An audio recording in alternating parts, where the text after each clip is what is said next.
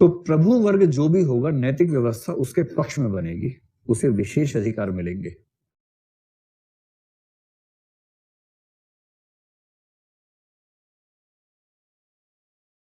और यदि हम भारतीय समाज के प्रभु वर्गों की बात करें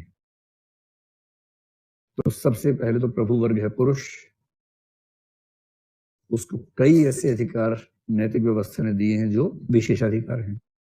जैसे बताइए, तटस्थ हो गए कि पुरुषों के पास कौन से ऐसे विशेषाधिकार हैं हमारे समाज में जो सांस्कृतिक हों, धार्मिक हों, राजनीतिक हों, कानूनी हों, ऐसे कौन से अधिकार हैं?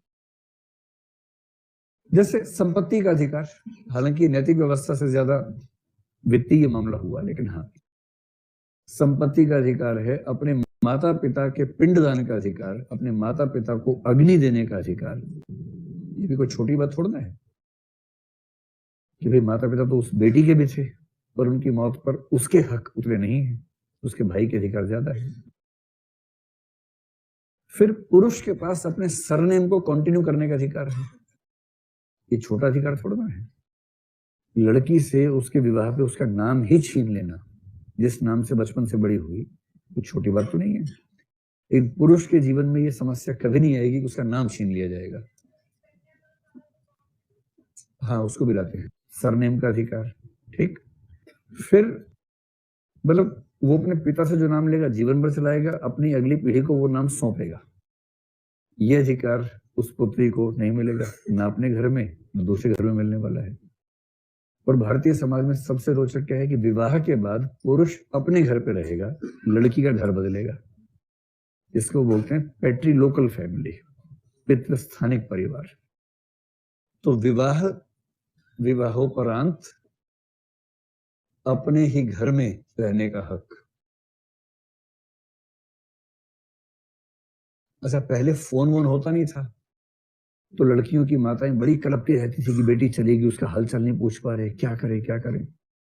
अब फोन, मोबाइल, व्हाट्सएप सब हो गया है, तो लड़कियों की माताएं अपनी बेटियों से संपर्क में रहती हैं।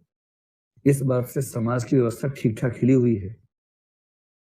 कई बूढ़े बोलते हैं कि जिस घर में लड़की की माँ दखल देती है वो घर चल नहीं सकता।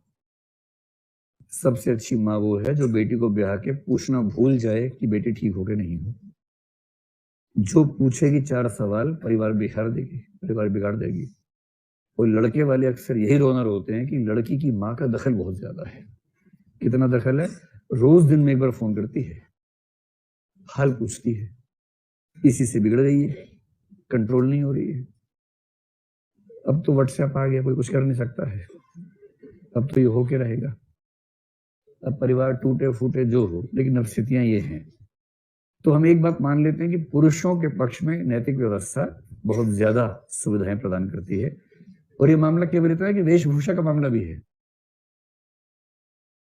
वेशभूषा, सारे नियंत्रण लड़कियों पे ही है।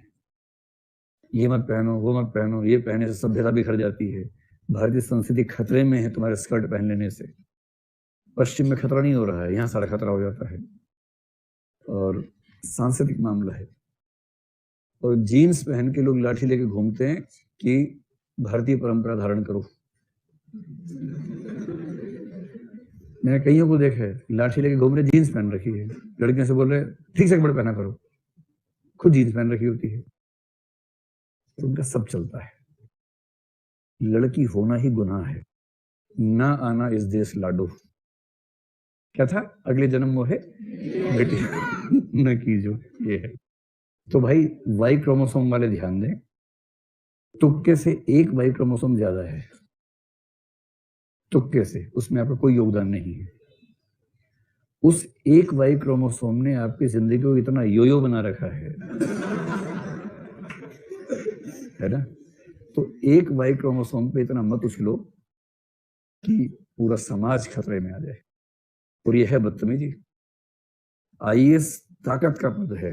आईएएस की तैयारी करने वाले बच्चे यहाँ बैठे हैं और 500 में अधिकतम 25-30 लड़कियां बैठी हैं। पैट्रियार्की के लिए कहीं और देखने की जरूरत नहीं है। सत्ता की दौड़ में ही लड़कियां 10% भी शामिल नहीं हो पा रही हैं। दौड़ के बाद क्या होगा, बात की बात है। और यही अनुपात लोकसभा में भी है, हर जगह वही है। दौड़ में ही शामिल नहीं है। ऐसा नहीं कि लड़कियां नहीं हैं, आप में से ही कई घरों की लड़कियां हैं जो यहां हो सकती थी, पर वो अपने घरों में काम कर रही हैं, क्योंकि उन्हें उतने अवसर नहीं मिले जितने आपको मिले हैं।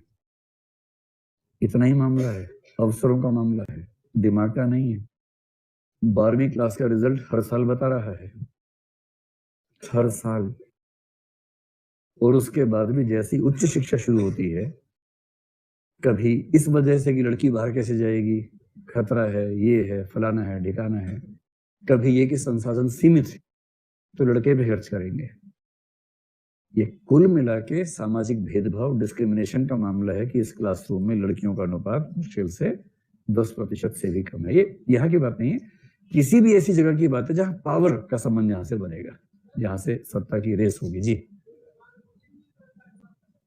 टीचर्स नहीं है महिलाओं में, ये कहना चाह रहे होंगे ना। ये सवाल मुझसे 100 लोगों ने पूछा है, इसका जवाब आप भी सुन लीजिए। एप्लीकेशन निकालते हैं, पिछली बार 300 एप्लीकेशन आई, उनमें से एक महिला की एप्लीकेशन थी, उसको डेमो क्लास के लिए बुलाया, वो आई ही नहीं। कहां से लेके आऊं? समझ गए? ठीक, अगर किसी दिन कोई महिला अध्यापक होगी जो पढ़ाने में बढ़िया हो, पढ़ाने से कंप्रोमाइज ही कर सकते, तो आपसे पूछना नहीं पड़ेगा मुझे उसको यहाँ लाने के लिए।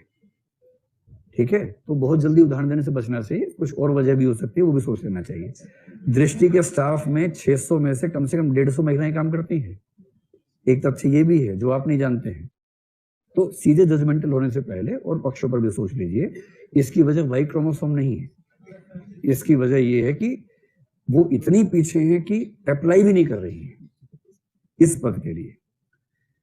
तो कई लेवल्स हैं डिस्क्रिमिनेशन के, वो भी एक पक्ष इसमें होता है। खैर, एक बात ये हुई कि जो प्रभु वर्ग है, नैतिक व्यवस्था उसके पक्ष में हमेशा ज्यादा काम करेगी और इसलिए इनके बेनिफिट्स बढ़ते जाएंगे।